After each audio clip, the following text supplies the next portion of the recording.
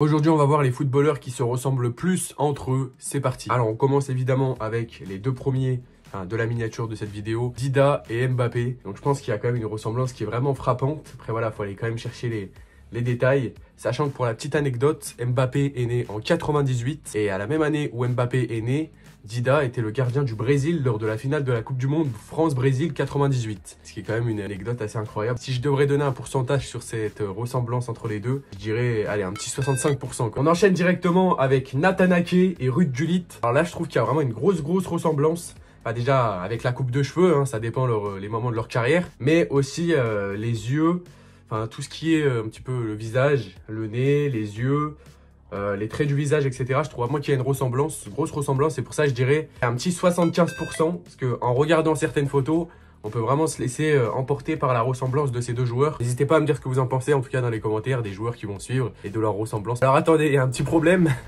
On enchaîne ensuite entre Julian Alvarez et Kovac. Alors je sais, bon voilà, je vous ai fait quelques photos, hein, mais je sais que on me le dit souvent, hein, voilà, je ressemble à Julian Alvarez selon certaines personnes d'entre vous.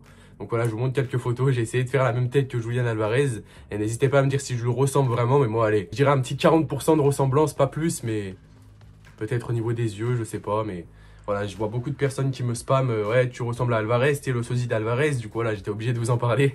Mais voilà, c'est assez drôle quoi. On enchaîne entre Kaka et Joao Félix. Alors là, on dirait vraiment le père et le fils, très clairement. Enfin, le père du côté de Kaka et le fils du côté de Félix. En plus, ils ont fait une photo ensemble, mais vraiment, on dirait vraiment qu'il y a un lien de parenté entre les deux. C'est vraiment incroyable. Enfin, déjà, au niveau de la coupe de cheveux, évidemment. Les yeux, c'est pareil.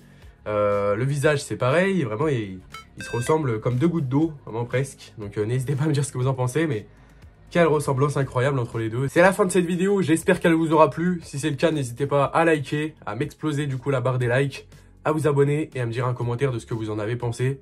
Et moi je vous dis ciao ciao.